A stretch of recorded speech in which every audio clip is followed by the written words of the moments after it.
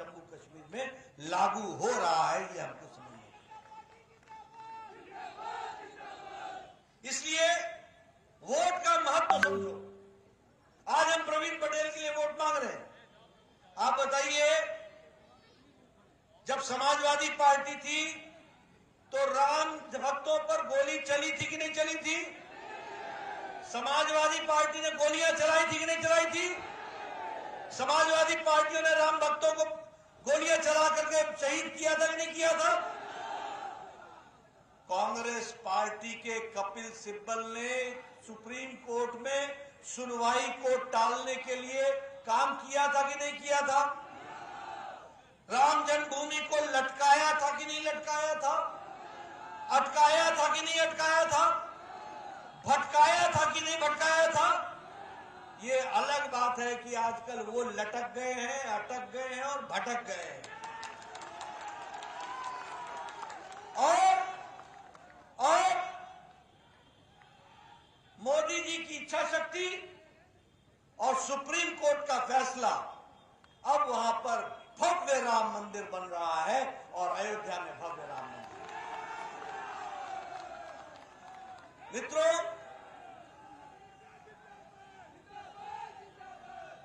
Supreme court ने कहा था कि 13वीं शताब्दी का मुस्लिम बहनों पर ये जो 3 तलाक का तलवार लटक रही है, 3 तलाक, ये तलवार हटनी चाहिए। मुस्लिम बहनों को आजाद होना चाहिए, ये सुप्रीम कोर्ट ने कहा था। किसी नेता में दम नहीं था, सब तुष्टीकरण के आगे दबे हुए थे, झुके हुए थे,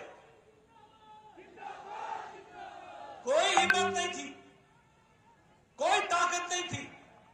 लेकिन मोदी जी के आह्वान पर केसरी देवी ने फिर से बटन दबाकर करोड़ों मुस्लिम बहनों को 3 तलाक के दंश से, काले कानून से आजाद करा दिया।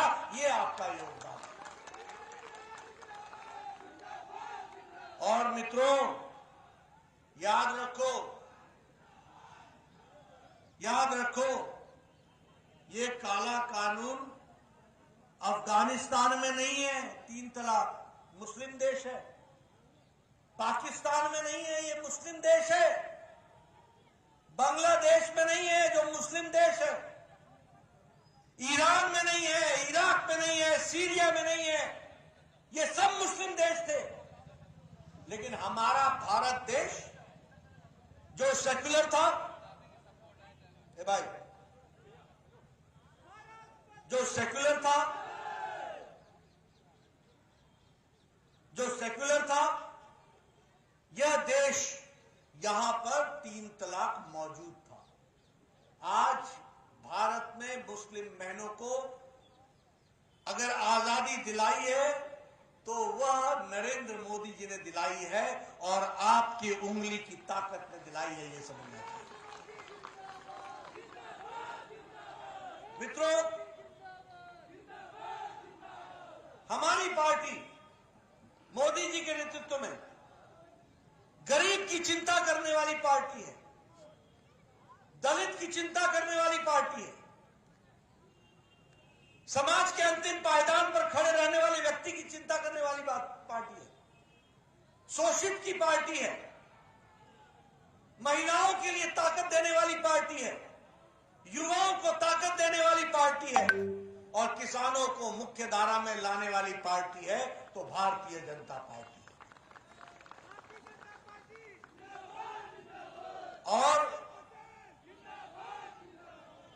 और भैया मेरे 2 मिनट मेरे को सुन लो, फिर बाद में लगाते रहना नारे। और हमारी पार्टी सिर्फ मैं भाषण देने के लिए नहीं कह रहा हूं। आप बताइए, जब कोरोना आया और लॉकडाउन लगा और जब न पोस्ट ऑफिस खुला था, न पोस्टमैन मिलता था, न बैंक खुला था और न ही कोई और रास्ता था, तब मोदी जी ने जनधन खाते के माध्यम से 20 करोड़ बहनों के खाते में 500-500 रुपए पहुंचाने का इंतजाम किया। गरीबों की पार्टी। आप बताइए, जब कोरोना आया और पिछली शताब्दी में जब महामारी आई थी, तो उस महामारी में बीमारी से ज्यादा लोग भूखमरी से मर गए थे, लेकिन मोदी जी ने जब से कोरोना आया तब से 80 करोड़ की जनता को 5 किलो गेहूं, 5 किलो चावल, नमक, तेल, चना पहुंचाया कि नहीं पहुंचाया? बहनों, पहुंचाया कि नहीं पहुंचाया? और मोदी जी ने अलग पहुंचाया, योगी जी ने अलग पहुंचाया। यानी डबल इंजन। बोला, नमक मिला कि नहीं मिला? तेल मिला कि नहीं मिला? चना मिली कि नहीं मिली? चावल मिला कि नहीं मिला? गेहूं मिला कि नहीं मिला? यह है गरीब जनता की चिंता करने का। और मोदी जी ने कसम खाई कि कोरोना में कोई भी मेरा भाई, बहन, माता भूखा नहीं सोएगा, उसको परफेक्ट भोजन का इंतजाम किया जाएगा। यह है जिसको हमको समझना चाहिए। आज पिछले 4 साल के अंदर 1,56,00,000 पक्के मकान बन चुके। 1,56,00,000 प्रधानमंत्री आवास योजना में बने कि नहीं बने? गांव में पक्के मकान बन रहे हैं कि नहीं बन रहे? और कैसे मकान है? रसोई घर अलग, उसमें गैस का चूल्हा अलग, उसमें गैस का सिलेंडर अलग, इज्जत घर अलग, शौचालय अलग, सोने के लिए कमरा अलग, बाहर अहाता अलग। और घर का मालिक नहीं होगा, घर का मालिक मालकिन होगी, महिला सशक्तिकरण होगा।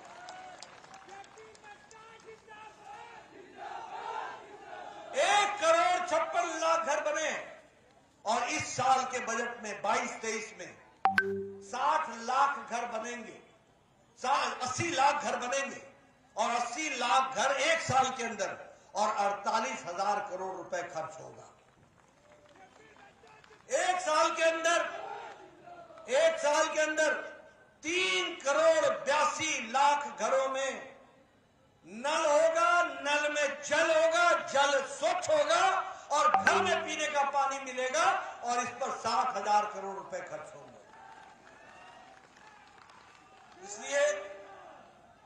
इसीलिए प्रधानमंत्री आवास योजना हो, प्रधानमंत्री गरीब कल्याण अन्न योजना हो, आप बताइए, किसान के हर 3 महीना पर 2,000 रुपया मिला था कि ना? हर 3 महीने पर 2,000 रुपए। कितना खर्च किया मोदी जी ने? लोग बोलते हैं किसान नेता। सारे किसान नेता फर्जी नेता निकले। ये मोदी जी है जो किसान नेता है, जिन्होंने 10 करोड़ 50 लाख किसानों के खाते में 180 लाख करोड़ पहुंचा करके 10 करोड़ 50 लाखों को 10 किस्त में पैसा दिया। ये ध्यान में रखो किसान नेता की दृष्टि से। आप बताइए, ये प्रवीण जी 3 बार के विधायक हैं। ये पहले आते थे और मुख्यमंत्री के पास जाते थे, बोलते थे गरीब आदमी है, इसका दिल का ऑपरेशन होना है। ये गरीब आदमी है, इसका किडनी का ऑपरेशन होना है, इसको 2 लाख दे दीजिए, 1 लाख दे दीजिए। कहते थे कि नहीं कहते? 10 एप्लीकेशन लगाते थे, 5 में होता था, 5 में नहीं होता था। मोदी जी ने आयुष्मान भारत, दुनिया का सबसे बड़ा गरीब के स्वास्थ्य की चिंता की। और मुझे खुशी है भैया मेरे, आपका जोश और मेरा होश एक साथ चले।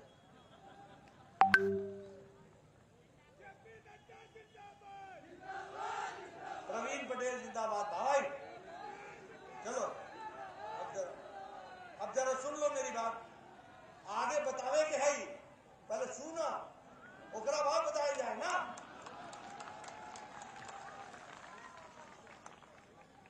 बुझलेगी ना? तो जरा शांत रह जाए, हमारा बात इत्मीनान से सुना जाए। तो मैं ये कह रहा था, आयुष्मान भारत दुनिया का सबसे बड़ा गरीब आदमियों को हेल्थ का कवर देना। 50 करोड़ लोग, 10 करोड़ 74 लाख परिवार हर साल गंभीर बीमारियों के इलाज के लिए मोदी जी 5 लाख रुपए दे रहे हैं प्रति परिवार। और अगर मान लीजिए कि 5 लाख रुपए में से इस साल आपका 2 लाख खर्च हो गया, तो अगले साल फिर से 5 लाख रुपए आपको मिल जाएगा और आप इलाज करा सकते हैं हर साल। 2.5 करोड़ लोगों ने पिछले 4 साल में इलाज कराया, 2.5 करोड़। सबसे बड़ा गंभीर बीमारी के इलाज के लिए आयुष्मान भारत। बताइए इसमें गरीब की सेवा हो रही है कि नहीं हो रही है? गरीब की सेवा हो रही है कि नहीं हो रही है? और कैसे लोग हैं, कौन लोग हैं इसमें? रेडी वाला, रिक्शा वाला, फेड़ी वाला, ठेला वाला, सब्जी वाला, बाल काटने वाला, taxi driver, auto rickshaw driver, ये गरीब लोग, लिफ्टमैन, ये होटल में काम करने वाला वेटर, ये कूड़ेदान से प्लास्टिक इकट्ठे करने वाला व्यक्ति, ऐसे गरीब आदमियों को मोदी जी ने साल में गंभीर इलाज के लिए 5 लाख रुपए का इंतजाम किया। इसलिए मित्रों, जहां गरीबी का सवाल है, वंचित का सवाल है, पीड़ित का सवाल है, शोषित का सवाल है, अगर कोई मसीहा है और जिसने इसकी चिंता की है वो नरेंद्र मोदी है, और धरती पर उतारा है तो योगी जी ने उतारा है। इस बात को हमको समझना चाहिए।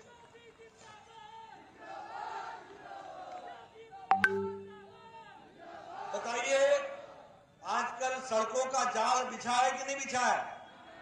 ये अभी प्रवीण जी 4 लेन 6 लेन की बात कर रहे थे कि नहीं कर रहे थे? सड़क चौड़ा हुई कि ना? नई सड़क बनी कि ना? ये सब काम हुआ। Purvanchal express, Gorakhpur express, Ganga link express, Bundelkhand express, एक नहीं सड़कों का जाल बिछा। और मैं कहता हूं कि ये सड़कों का जाल सड़क नहीं है, ये विकास की गंगा है, याद रखना है। डिफेंस कॉरिडोर बन रहा है, विकास की नए आयाम आ रहे हैं। आप बताइए, लखनऊ में आयुष मेडिकल कॉलेज, आप मेडिकल यूनिवर्सिटी आई कि नहीं आई?